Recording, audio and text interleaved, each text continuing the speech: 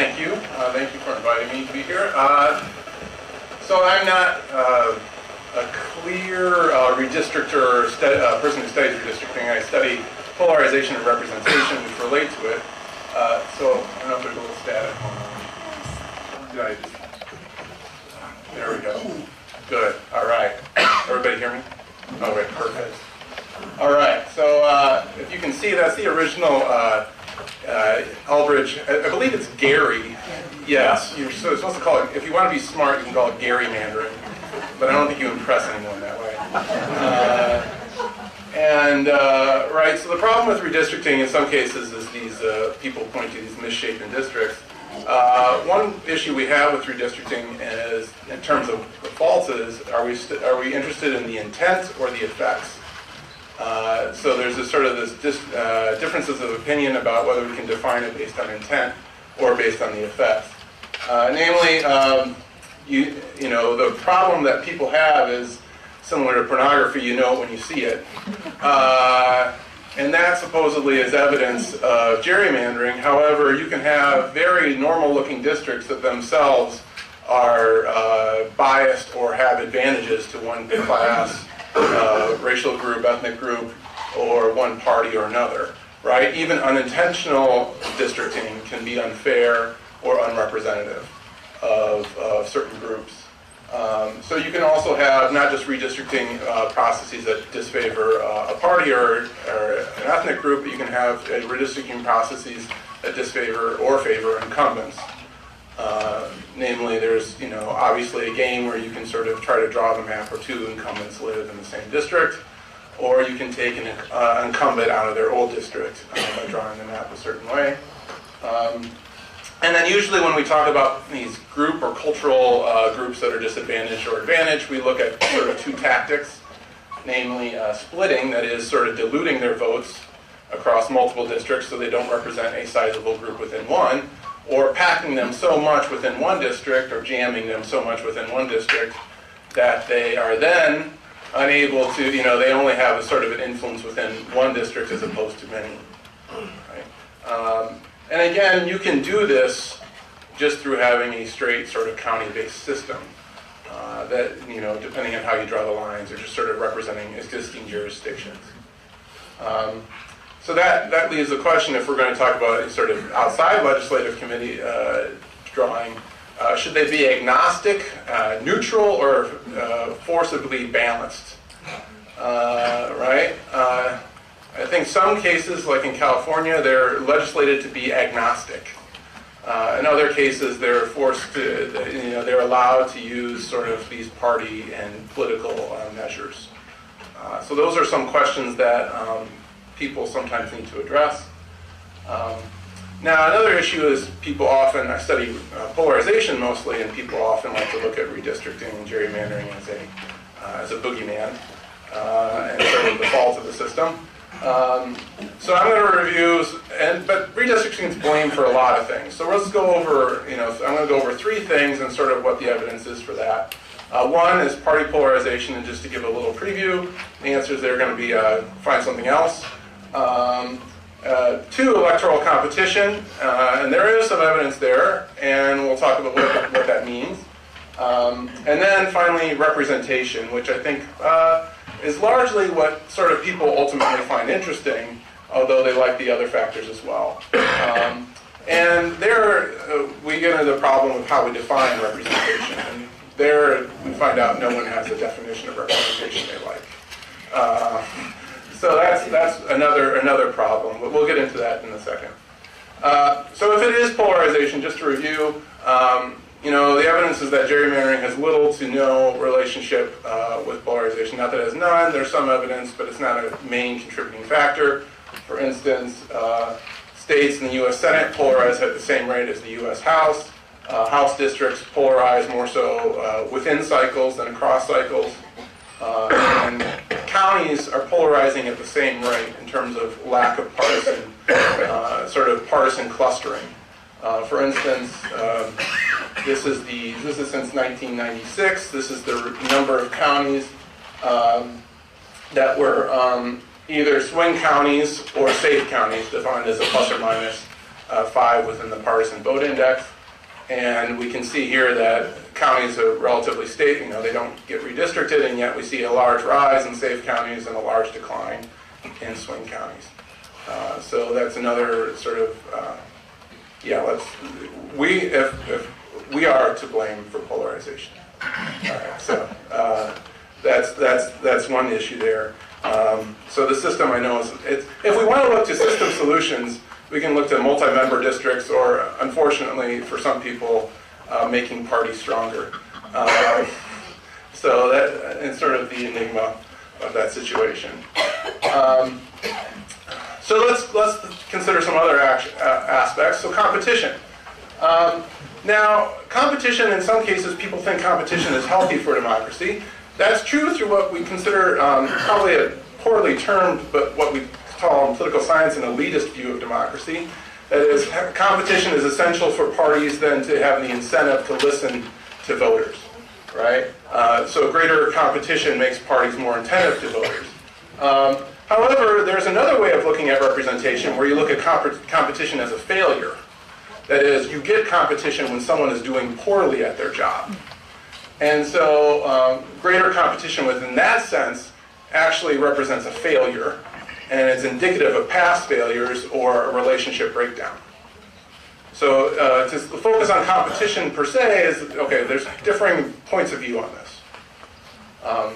And the evidence is fairly clear that legislative maps are, in and of themselves, less competitive. Right? So compared to court-drawn and commission-drawn maps, we do find that court-drawn and commission-drawn maps are more competitive, but that is within the general election. So it's not primary elections, it's within the general election. So a lot of these evidence, they sort of take anyone who gets ousted out of the primary election as not evidence of competition. Now, commissions tend to create more competitive districts than courts, although that's not exactly clear, and this is looking at state legislative maps. But more, and then this is another issue, but more turnover and more competition also means more turnover, and that means less experienced representatives, and I don't know, it's kind of like term limits, right? There's a lot of different approaches to the same problems people have. So then there is also circumstantial evidence, although Matt Grossman probably speaks to this more than me, that state Republican gerrymanders have actually cause more ideological primary challengers within the Republican primary. So if we want to, that's not very exactly clear though. That hasn't been studied systematically. So when we talk about competition, people often focus on the general. Another thought is, well, let's look at incumbents, how often they stick around, and we're seeing greater rates of incumbent replacements.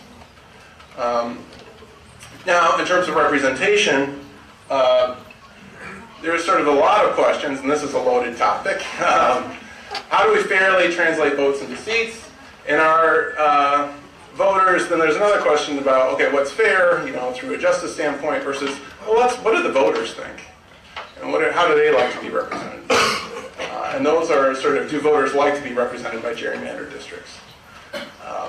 Now, I guess most people would, when you ask them what's fair for elections, they would want so this is a vote to seat curve. This is a percentage of voters voting for a party on the bottom, and the percentage of seats allocated to that party on the left, on the y-axis. And this is sort of one way we can think of representation, which is a proportionality, direct proportionality. Right? So if you win 40% of the votes, you get 40% of the seats. You win 60% of the votes, you get 60% of the seats. What we also know, though, is that we didn't necessarily, there's nothing in the Constitution that says this is what we should have. In fact, someone argued that maybe the Constitution explicitly wants a winner-take-all system. Namely, you can have where whoever gets the majority takes all, and then they have a majority, and have powerful majority, right? So this tends to create more direct proportionality, is sort of more balanced, but perhaps less responsive to voter interest, whereas this perhaps creates not as equal, less proportionality, but much more responsive, right, and reactive.